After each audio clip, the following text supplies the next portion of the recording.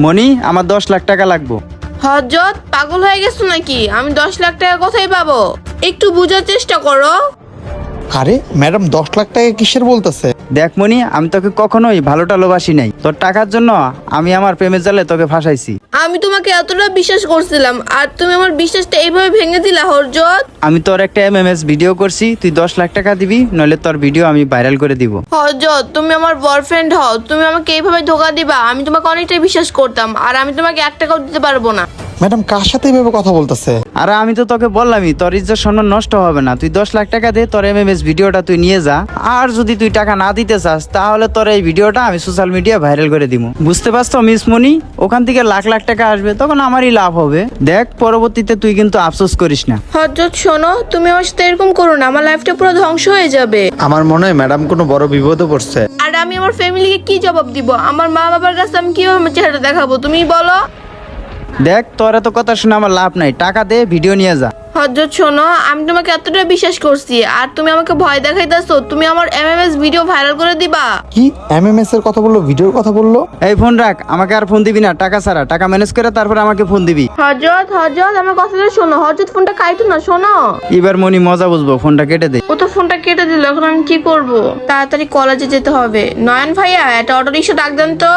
Madam আমি auto rickshaw ডাকতে যাচ্ছি, আপনি আমাকে এটা বলেন, আপনি কি সমস্যা হয়েছে? নয়ন ভাইয়া, আমার এসব বিষয় জেনে আপনি আমার কোনো উপকারই করতে পারবেন না, এই জন্য আপনার এসব না জানাই ভালো হবে। আরে ম্যাডাম আপনি এসব কি বলতেছেন? আপনার আমি কেন উপকার করতে পারবো না? আপনি আমার স্যারের মেয়ে হন, আর আপনাদের জন্যই আমাদের সংসারটা চলতেছে।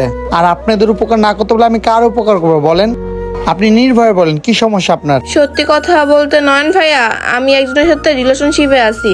ওর সাথে একদিন আমি একটা পার্টিতে যাই। পার্টিতে যাওয়ার পরে উনি আমাকে ড্রিঙ্ক করে আমার MMS ভিডিও করে নেয়। আর যাই হোক, আমার অজান্তে উনি এই ভিডিওগুলো করছে, আর এখন সে আমাকে ব্ল্যাকমেল করতেছে। উনি নাকি আমার এই ভিডিওগুলো সোশ্যাল মিডিয়াতে আপলোড করে দিবে। আর আমার মাথায় কিছু ঢুকতেছে না, এখন আমি কি করতে পারি আপনিই বলেন ভাইয়া? আমার ফ্যামিলি যদি আমার MMS ভিডিওর ব্যাপারে জেনে ফেলে, তাহলে আমার ফ্যামিলিকে আমি কি জবাব দিব? আর যতদিন ওর কাছে এই ভিডিওগুলো থাকবে, ততদিন ও আমাকে ব্ল্যাকমেল করতেই থাকবে। কি বলেন ম্যাডাম? আপনার বয়ফ্রেন্ড তো আপনাকে অনেক ভালোবাসতো, ওইসব কিভাবে করতে পারে আপনার সাথে? এটাই আমি ভাবতেছি, এতদিন যাকে আমি এতটা ভালোবাসতাম, আর সে আমার ভালোবাসার দুর্বলতা নিয়ে আমাকে ব্ল্যাকমেল করতেছে। আর এখন আমি বুঝতেছি না, ও যদি সত্যি সত্যি আমার ভিডিওটা সোশ্যাল মিডিয়াতে আপলোড করে দেয়, তখন আমি রাস্তাঘাটে কিভাবে চলাফেরা করব? আত্মহত্যা ছাড়া আমার আর কোনো পথই থাকবে না। আরে ম্যাডাম আপনি সব কি বলতেছেন? আপনি কেন আত্মহত্যা করবেন? এক কাজ করুন, ওই ছেলের ছবি থাকলে আপনি আমাকে দেখান। আমি বুঝতে পারতেছি না আপনি আমাকে কিভাবে উপকার করবেন। আচ্ছা, আমি আপনাকে ছবিটা দেখাইতেছি। ম্যাডামকে যেভাবে হোক আমি হেল্প করবই। ভাইকে ছবিটা দেখাই, দেখি ভাই আমাকে কোনো উপকার করতে পারে নাকি। ভাই এই যে দেখেন।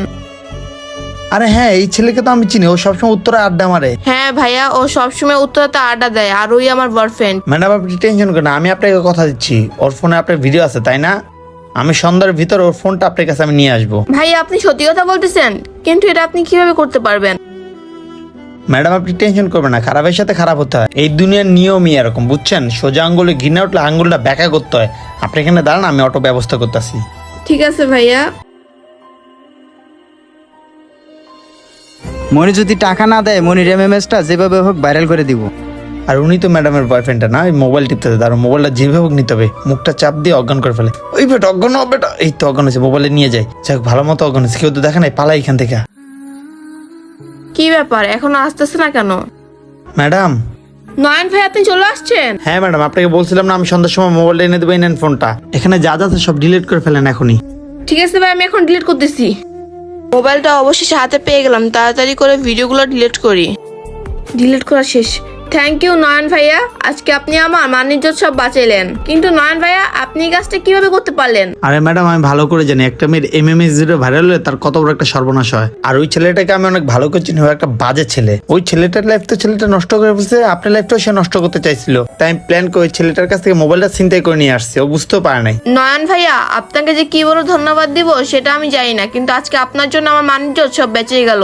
এটা কোনো ব্যাপার না ম্যাডাম, এটা আমার কর্তব্য ছিল, কারণ আপনাদের ফ্যামিলির জন্য আমাদের ফ্যামিলি চলে। শুনুন ম্যাডাম, আজকের পথে কোনো বাজে ছেলের সাথে আড্ডা মারবেন না, ভালো করে লেখাপড়া করেন এবং কি নিজের কেরিয়ার দিকে ফোকাস দেন, কারণ আপনাদের সমস্যা হলে আমাদের সমস্যা। চলেন ম্যাডাম। চলেন নয়ন ভাইয়া।